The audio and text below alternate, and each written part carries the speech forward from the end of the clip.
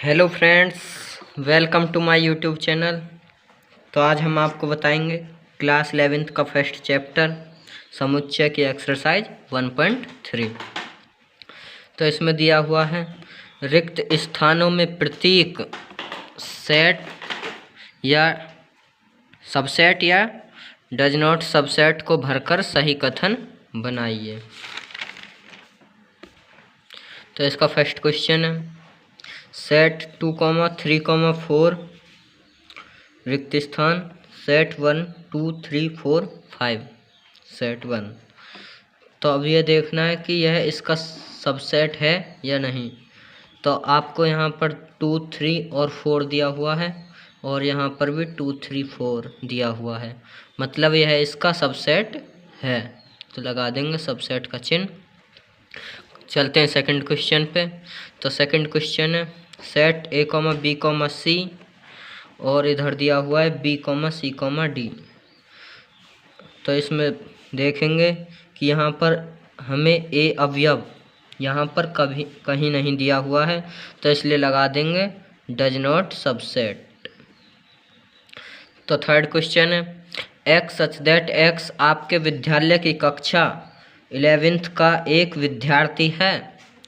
फिर रिक्त स्थान दिया हुआ है एक्स सच दैट एक्स आपके विद्यालय का एक विद्यार्थी है। तो आपका जो विद्यालय है वो 12th तक है, तो उसमें 11th का एक विद्यार्थी है, तो इसलिए लगा देंगे इसे सबसेट का चिन्ह, क्योंकि आपके विद्यालय का ही तो विद्यार्थी है वह। चलते हैं फोर्थ क्वेश्चन पे। फोर्थ क्वेश्चन है एक्स सच दैट एक्स किसी समतल में स्थित एक वृत्त है। फिर रिक्त स्थान एक्स सच दैट एक्स एक समान समतल में वृत्त है जिसकी त्रिज्या 1 इकाई है। तो यहाँ पर जो समतल में वृत्त होगा वो 1 इकाई से बड़ा भी हो सकता है, 2 इकाई का भी, 3 इकाई का भी, मतलब उनकी त्रिज्या 3 इकाई भी हो सकती है। तो इसलिए लिखेंगे नॉट सबसेट का चिन्ह लगा देंगे। चलते हैं फिफ्थ क्वेश्चन पे। फिफ्थ क्वेश्चन है एक्स सच दैट एक्स किसी समतल में स्थित त्रिभुज है। फिर रिक्त स्थान एक्स सच दैट एक्स किसी समतल में स्थित एक आयत है। तो आपको पता होगा कि त्रिभुज और आयत का कोई मेल नहीं है, तो यहाँ पर भी वही दिया हुआ है। तो त्रिभुज और आयत का कोई मेल नहीं है, तो लगा देंगे नॉट सबसेट। चलते हैं सिक्स क्वेश्चन पे। सिक्स क्वेश्चन है एक्स सच दैट एक्स किसी समतल में स्थित एक समबाहु त्रिभुज है। फिर दिया है एक्स सच दैट एक्स किसी समतल में स्थित एक त्रिभुज है। तो समबाहु त्रिभुज जो है वो समतल में ही आएगा, इसीलिए लगा देंगे इसे सबसेट। चलते हैं सेवेंथ पे। तो सेवेंथ क्वेश्चन है इसका एक्स सच दैट एक्स एक समप्राकृत संख्या है और एक्स सच दैट एक्स एक पूर्णांक है। तो आपको पता होगा कि सम संख्याएं पूर्णांक के अंतर्गत आएंगी, तो इसलिए लगा देंगे इसमें सबसेट। चलते हैं सेकंड क्वेश्चन पे। सेकंड क्वेश्चन है जांचिए कि निम्न कथन सत्य हैं या असत्य। तो इसमें दिया हुआ है set A, B not subset B, C, A। तो आपको पता होगा कि समुच्चय A, B के अवयव A, B दास समुच्चय B, C, A में हैं, तो इसलिए लिख देंगे इसे असत्य। यह कथन असत्य है। चलते हैं सेकंड क्वेश्चन पे। तो सेकंड क्वेश्चन है A, E subset x such that x अंग्रेजी वर्णमाला का एक स्वर है। तो इसमें ए और ई दोनों ही स्वर हैं, इसलिए यह हो जाएगा सत्य। चलते हैं थर्ड क्वेश्चन पे। तो थर्ड क्वेश्चन है सेट 1, 2, 3 सबसेट का चिन्ह और सेट 1, 3, 5। तो समुच्चय 1, 2, 3 और 1, 3, 5 में दो समुच्चय हैं। दो समुच्चय 1, 3, 5 नहीं है, या समुच्चय ये नहीं है 135, तो इसलिए ये हो जाएगा असत्य। चलते हैं फोर्थ क्वेश्चन पे। फोर्थ क्वेश्चन है set A subset set A comma B comma C. तो यह जब लिखेंगे इसे, ए जो अवयव है हमारा वो इसमें है, तो इसलिए ये हो जाएगा हमारा सबसेट है, मतलब यह है इसका ए यहाँ पर भी है और यहाँ पर भी, तो लिख देंगे इसे सत्य है। चलते हैं फिफ्थ क्वेश्चन पे। तो फिफ्थ क्वेश्चन है set A belongs to set A comma B comma C. तो यह असत्य है क्योंकि या तो यहाँ पर कोष्टक नहीं होता, मतलब यह सेट नहीं होता, और या फिर यहाँ पर कोष्टक होता इस प्रकार, तो लिखेंगे इसे असत्य है। चलते हैं सिक्स पे। तो सिक्स क्वेश्चन है एक्स सच दैट एक्स संख्या 6 से कम एक समप्राकृत संख्या है और सबसेट का चिन्ह है, और एक्स सच दैट एक्स एक प्राकृत संख्या है जो 36 को विभाजित करती है। तो 36 को जो विभाजित करती हैं वो होती हैं 1 2 3 4 6 9 12। तो यहाँ पर दी हुई हैं 6 से कम संख्या, 6 से कम समप्राकृत।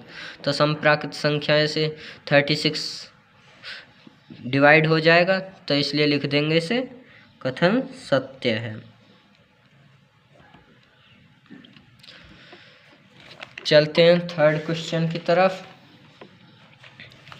तो थर्ड क्वेश्चन है मान लीजिए कि a इक्वल टू सेट 1, 2 और यहाँ पर एक और सेट 3, 5, सेट 1, 5 सेट निम्न में से कौन सा कथन सत्य नहीं है और क्यों। तो इसका फर्स्ट क्वेश्चन है सेट 3, 4 सबसेट ए। तो लिखेंगे इसे यह कथन असत्य है क्योंकि यह यदि तो बिलोंग्स होता इसमें तो यह सत्य होता, और यहाँ पर 3 और 3 और 4 जो हैं वो इस समुच्चय के अवयव हैं, इसलिए यह हो जाएगा कथन असत्य। चलते हैं सेकंड क्वेश्चन पे। तो सेकंड क्वेश्चन है 3 सेट 3, 4 बिलोंग्स टू ए। तो यह बिलोंग्स कर रहा है ए में हमारे, तो इसलिए यह हो जाएगा सत्य, लिखेंगे सत्य कथन है। तो थर्ड क्वेश्चन है सेट फिर उसके अंदर एक और सेट 3, 4 सेट 1 और फिर एक और सेट सबसेट ए। तो यह कथन लिखेंगे सत्य है क्योंकि ए के अवयव 3 और 4 एक उपसमुच्चय हैं, इसलिए यह कथन हो जाएगा हमारा सत्य। तो फोर्थ क्वेश्चन पे चलते हैं। फोर्थ क्वेश्चन है 1 बिलोंग्स टू ए। तो 1 हमारा बिलोंग्स कर रहा है यहाँ पर ए में, तो इसलिए हो जाएगा कथन सत्य है। चलते हैं फिफ्थ क्वेश्चन की ओर। तो फिफ्थ क्वेश्चन है हमारा 1 सबसेट ए। तो 1 हमारा सबसेट, क्योंकि 1 जो है वो एक समुच्चय नहीं है, इसलिए लिखेंगे इसे यह कथन असत्य है। तो सिक्स्थ क्वेश्चन है हमारा सेट 1, 2, 5 सबसेट ए।